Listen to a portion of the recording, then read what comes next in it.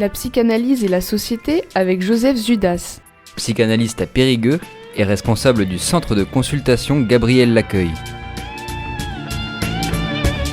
Bonjour chers auditeurs de Radio Libre en Périgord, la radio qui vous écoute. Voilà, la dernière fois, j'ai exprimé au fond une annonce, un peu une offre possible.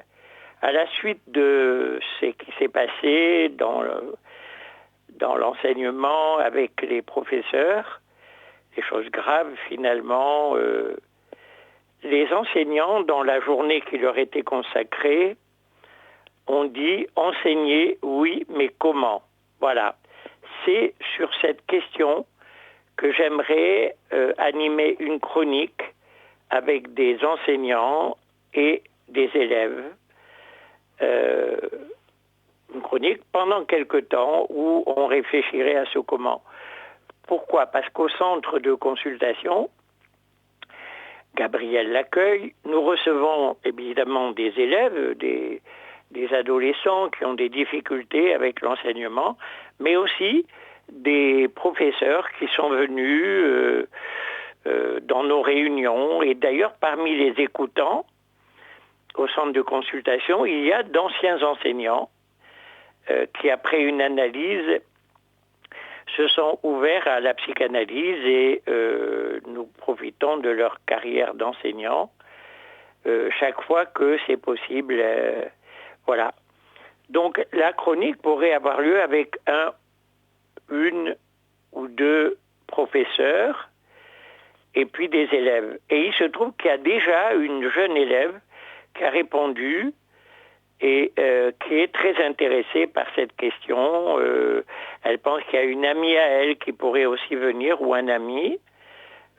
Voilà. Donc, je renouvelle cette offre. Tenir une chronique. Il pourrait y avoir aussi quelqu'un qui a travaillé dans une bibliothèque aussi. Voilà. Et on pourrait inviter aussi des gens qui ont réfléchi sur la question de l'enseignement, des écrivains, et les interviewer. Voilà. La situation est quand même inquiétante, alarmante, mais elle n'est pas sans possibilité de réfléchir et de trouver des réponses à ce enseigner, oui, mais comment ? Voilà. Je voudrais, la prochaine fois, en tout cas dans 15 jours, revenir sur le centre de consultation. Peut-être évoquer la façon dont il a été créé, pourquoi, et les questions qui nous sont posées par les gens qui y viennent, qui traversent l'anxiété, le stress, l'angoisse, un avenir qui fait peur de plus en plus. Voilà.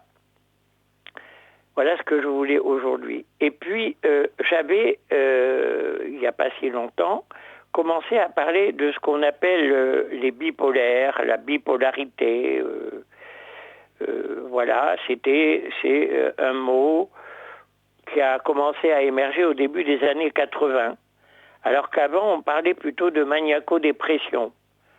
Et ce terme avait une histoire très riche en psychiatrie. Dans les années 90, au moment où sont arrivés à expiration les brevets sur les antidépresseurs qui se vendaient le mieux, c'est là que la bipolarité s'est propagée pour devenir la priorité des stratégies marketing de l'industrie pharmaceutique.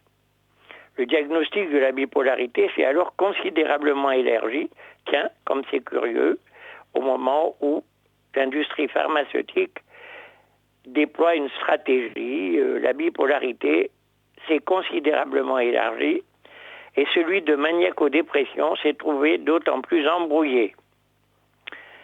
Aujourd'hui, parce qu'on ne s'intéresse pas assez aux symptômes spécifiques, pourquoi par exemple un puissant besoin de communication, une tendance à dépenser beaucoup d'argent, apparaissent-ils en phase maniaque ?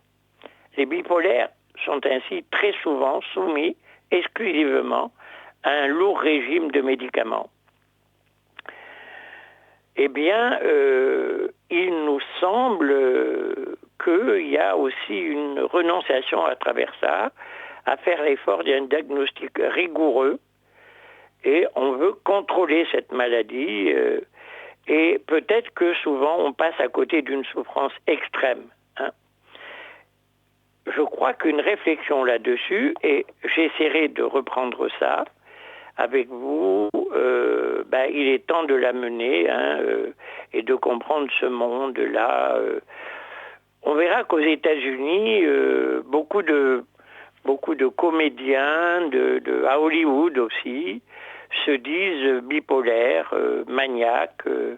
Et quand dans les phases maniaques, ils vont dans les riches cliniques et les accueillent, leur manager, leur agent demande qu'on ne fasse pas trop baisser cet état maniaque, parce que c'est tout le style de jeu du comédien. Et oui, ça peut aller jusque-là.